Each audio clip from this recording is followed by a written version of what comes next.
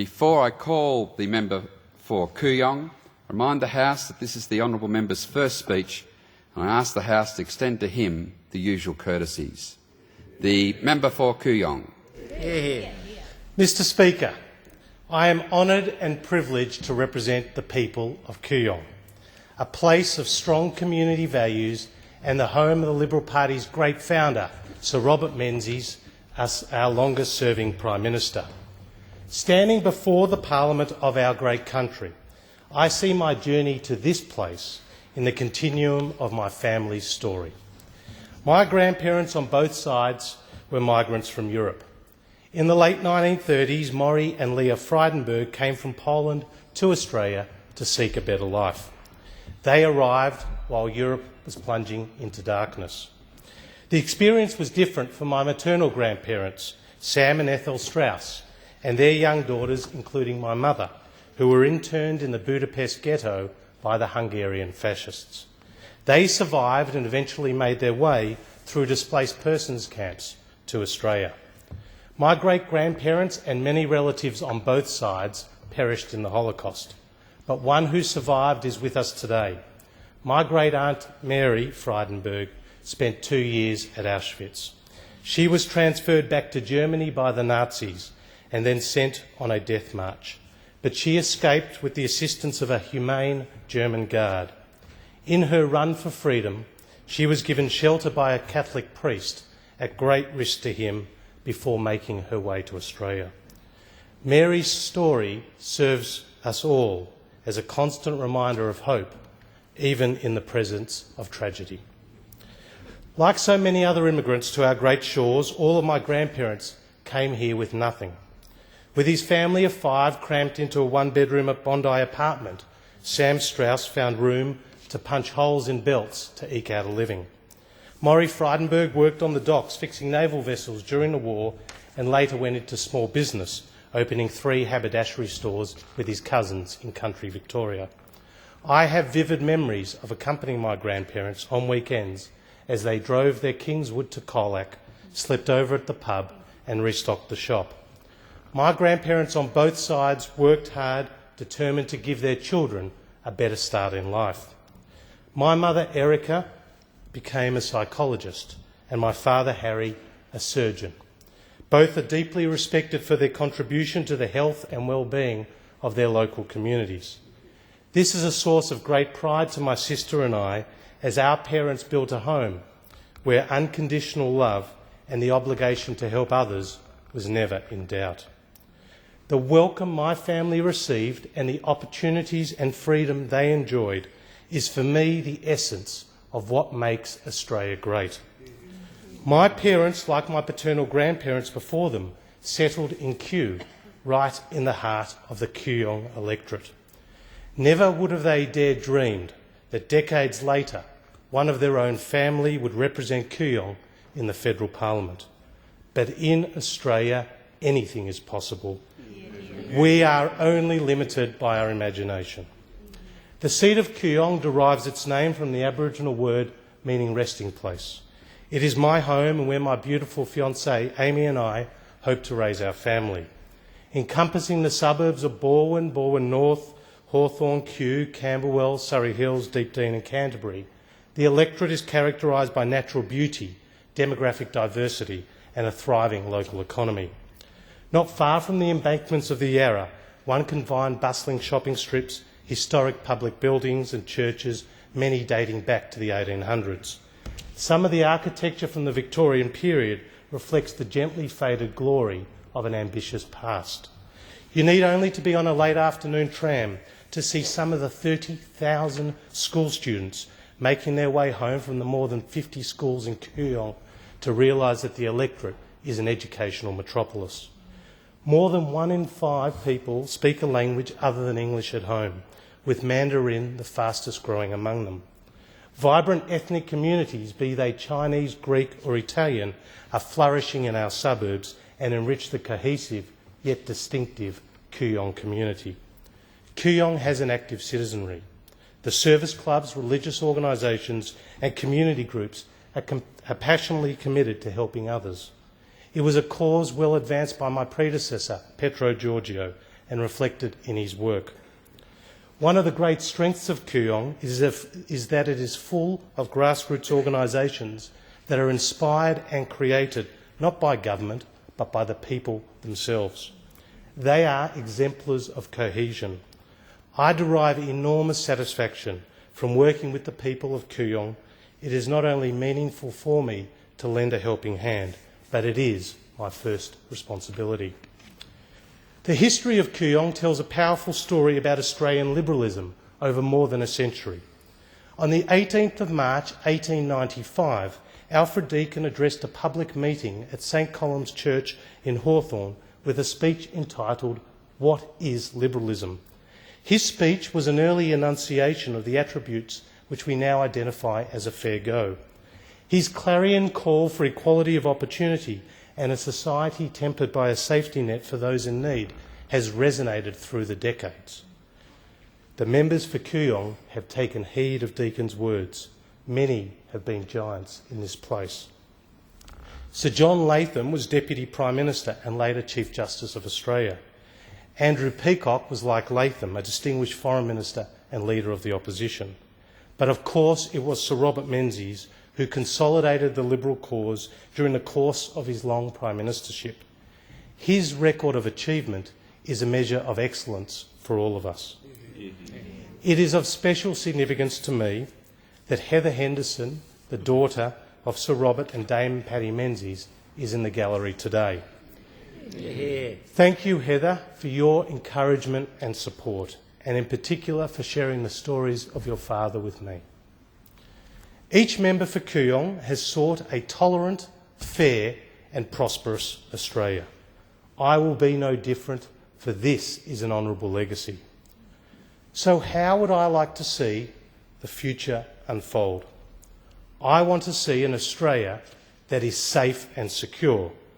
I want to see an Australia where the only relevant consideration is the content of a person's character. I want to see an Australia where families are valued and encouraged. I want to see an Australia where each citizen has the opportunity to be the best that they can be. And I want to see an Australia where it is the individual, not governments, that invent the future. This is why I am a Liberal. This is why I joined the Liberal Party. And this is why I am here. What drives us as Liberals are notions of individual liberty, individual responsibility, and a fairness born out of a particular kind of equality. The equality which Liberals seek in a society is the equality of opportunity, not the other kind of equality, the equality of outcomes. It seems to me that these two notions of equality reflect the fundamental fault lines between us and the members opposite. It is not a thin divide. Let me illustrate. How can we all be better off when a teenager loses his daily 2-hour job at the local store merely because his employer can't afford to pay the minimum 3-hour shift? How can we all be better off when the government targets independent and Catholic schools merely because parents are exercising choice? And how can we all be better off when the government discourages private health insurance at a time when the public system is overburdened? These examples go to the heart of the other side's preoccupation with the equality of outcomes. By mandating outcomes, the state removes responsibility from individuals and denies the worker, the student and the patient the opportunity to be the best that they can be. In the writings of John Stuart Mill, Edmund Burke and Adam Smith, I have found what I consider the best elements of both the Liberal and Conservative traditions. Mill's argument that the state only has the right to intervene in the affairs of the individual in order to prevent harm to others is a fundamental building block in my political philosophy.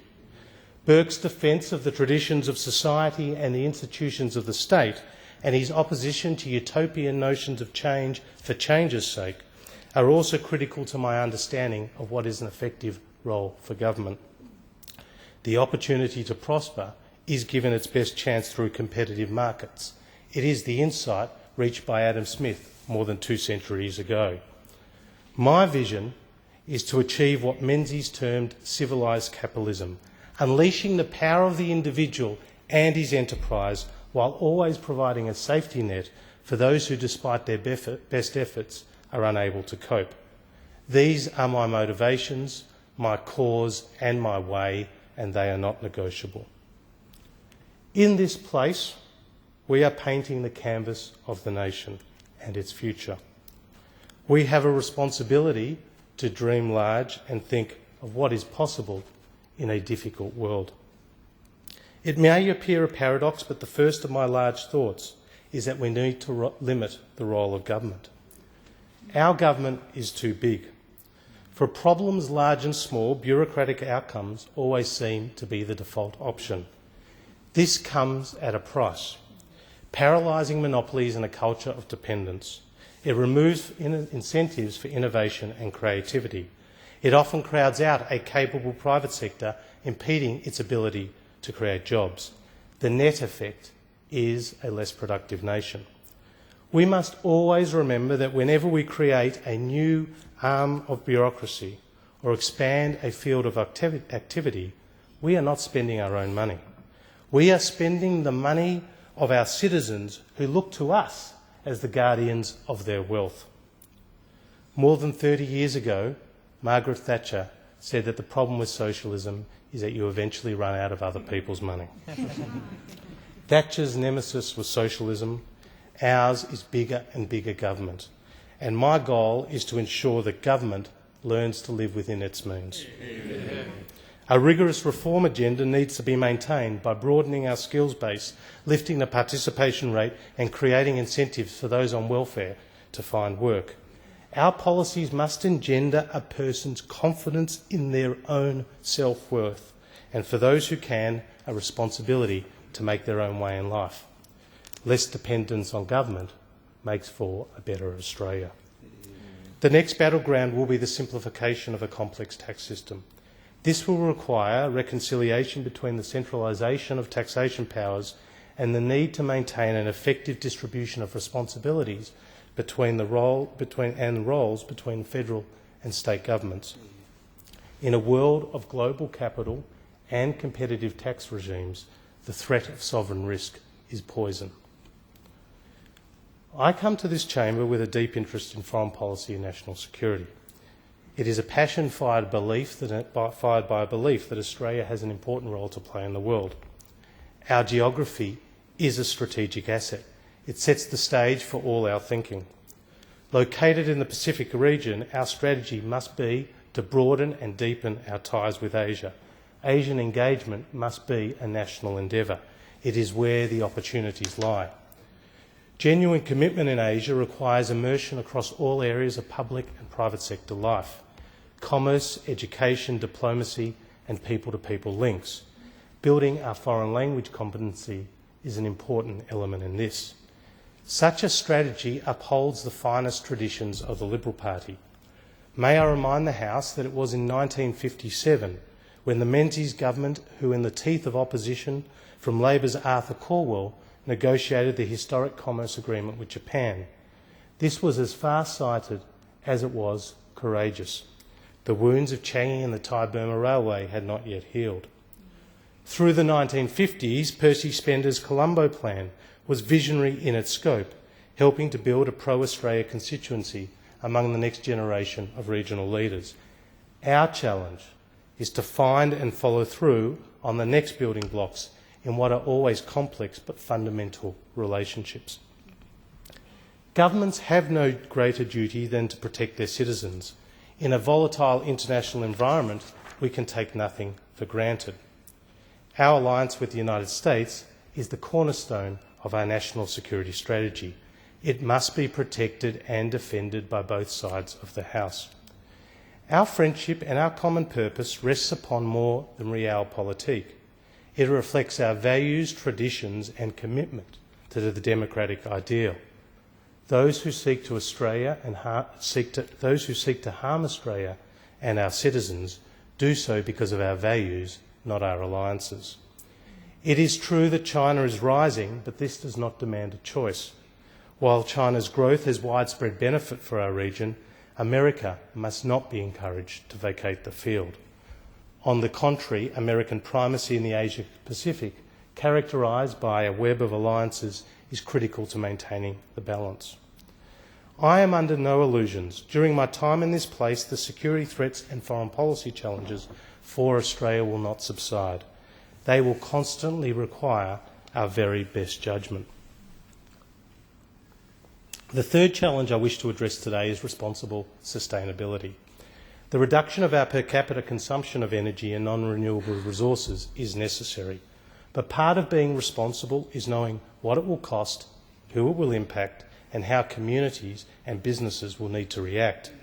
There has never been a better time for innovative technologies, practices and solutions. It seems inexplicable that in Australia we have yet to have a constructive and thorough debate about nuclear power, the only baseload carbon-neutral energy source. More than 30 countries have successfully embraced the nuclear concept, and more are coming on stream every day. It's a curious moral, economic and environmental position that we find ourselves in when we are prepared to sell uranium but not use it. Surely it is a time to move on from the battles of yesteryear. Fourthly, I'd like to address certain aspects of our education debate. It would be hard to find anyone who would disagree with the words of Thomas Jefferson, that education is the first defence of the nation. It is a process with a beginning and no end, and it is a foundation stone for civil society. It seems to me that there is bipartisan agreement with Menzies' proposition that lack of money must be no impediment to bright minds. But at this point, the ideological battleground begins. Increased transparency for the performance of schools and a national curriculum as a baseline are welcome. But what seems to be missing is taking the pursuit of excellence seriously. In the case of schools, this requires educational opportunities more tailored to the individual and less dominated by a centralised, unaccountable bureaucratic system. School principals, councils and those closer to their students are much more likely to get this approach right. Much of Australia's future depends on opportunities created by research and training in our universities and the quality of teaching in our vocational sector. The funding of our tertiary institutions needs review. We must do better than funding them at below the OECD average. To underfund these institutions is self-defeating because the harvest of intellectual property generated by them can be the source of our prosperity in the knowledge economy of the future. In this sector we need big goals. We should aim to have 10 Australian universities in the top 100 by 2030. This would provide diversity, choice and regional representation. The hard one, but the one we really should go for, is to have 2 of our universities rated in the world's top 10 by 2030. Then we can truly say that Australians will be afforded the opportunity to be the best that they can be. The maintenance of public confidence in immigration is the final issue that I would like to address. I am one of the 8 million Australians who have at least one parent who were born overseas. The success of the Australian migration story is a tribute to the tolerance inherent in the Western liberal democratic values and institutions of our great country. These values are paramount and reflect the kind of Australia we should always defend and strive to be. Australia's diversity is a source of strength and reflects a confidence and a maturity in our approach to the world. We should never lose sight of these fundamental attributes. But we too cannot avoid the numbers reflecting our changing demographics and the demand for labour arising out of our economic growth. To meet both these challenges, we require a vibrant and orderly immigration program. At the same time, I am conscious of a failure to provide sufficient public infrastructure dangerously undermines the community's natural embrace and optimism about the power of immigration. It's an experience I have seen in Kooyong, where clogged roads and the plans for high-density living enforced over the wishes of local people is having this effect. We must do better. We must harness the creativity and the capital of the private sector. We must set in place long-term land release strategies and plan for the future. If we don't, we fail future generations. Our leaders have an opportunity and, in my view, a duty to make the public case in favour of immigration. It is in the national interest and it is the right thing to do.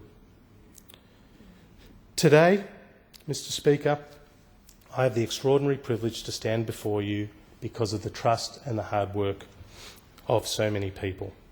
I am deeply grateful to the Liberal Party, its members and the people of Kooyong for giving me the honour and the responsibility of representing them. To my many friends in the gallery, thank you for making the special effort for coming today and for your support on this exciting journey. I could not have done this without you. I want to thank my parents, Harry and Erica, for always loving me and for gently leading me by example.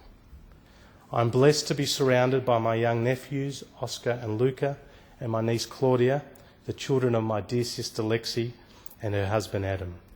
These beautiful children are a constant reminder of the possibilities that we must make available to the next generation.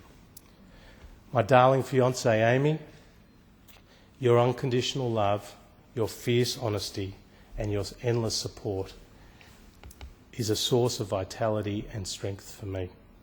This is very much our shared journey. I also thank Amy's parents, Jackie and Nick, for embracing me. And to those formidable former Cabinet Ministers with us today, Alexander Downer, Richard Alston, Peter Reith and Dame Margaret Guilfoyle, and one who should have been, Michael Kroger, and the ones who are not here, Peter Costello, Michael Woolridge, Kay Patterson, David Kemp and Rod Kemp. Thank you for your friendship and for sharing your wisdom over so many years. I've had the privilege of working for Alexander when he was Foreign Minister, a man of deep convictions. He taught me much, but perhaps most tellingly, that in politics nothing is ever as good or as bad as it seems. And Richard's selfless commitment to our great Liberal cause has been an inspiration. He has always been prepared to stand up and be counted. 2 decades ago, my close friend and counsel, Stephen Scala, introduced me to his mentor, Sir Zelman Cowen. Since then, I've had the good fortune of being challenged over hundreds of breakfast conversations with Sir Zelman, the most brilliant, decent and civil of men. He and Lady Cowen are two of the finest Australians. I would also like to pay tribute to John Howard and Andrew Peacock, both of whom have helped me significantly on my journey. I was fortunate to work with John Howard when he was Prime Minister. His dedication to the people of Australia knew no bounds. His leadership, integrity and determination were profound, and his record will stand the test of time. Andrew Peacock afforded me friendship and insight into the Kooyong that once seemed his own. I deeply appreciate his support. The key to the Liberal Party's success and why we have been in government for 42 of the last 66 years is because we are a grassroots volunteer organisation. There are hundreds of people who have stood up for me, and I just want to mention the Swinburnes, the Booths, the Blackwell and Murray families, the Garwallis, Irene Hanvin, Jane Hargraves, my campaign director Simon Frost, Tim Smith, Hugh Morgan, and my friends in this house, Kelly O'Dwyer, Peter Dutton, Ian McFarlane, and my long-standing mate Greg Hunt. I am indebted to you all. I also want to put on record my thanks to the party's federal and state directors, Brian Loughnane and Tony Nutt, for their support. Today, under the strong leadership of Tony Abbott, our fortunes have turned, with more members on our side than on the other. This is no accident. It is a tribute to the strength of our party's message and the people's confidence in our leaders' ability to deliver it. Mr. Speaker, I am proud of my Australian story. Decades ago, in the gathering darkness of Europe, my family could have never have imagined this day. But because this country is truly a land of opportunity, I have been given this chance. Working with my colleagues and my party, I dedicate myself to advancing the Liberal cause in the betterment of our great nation and its people. Thank you.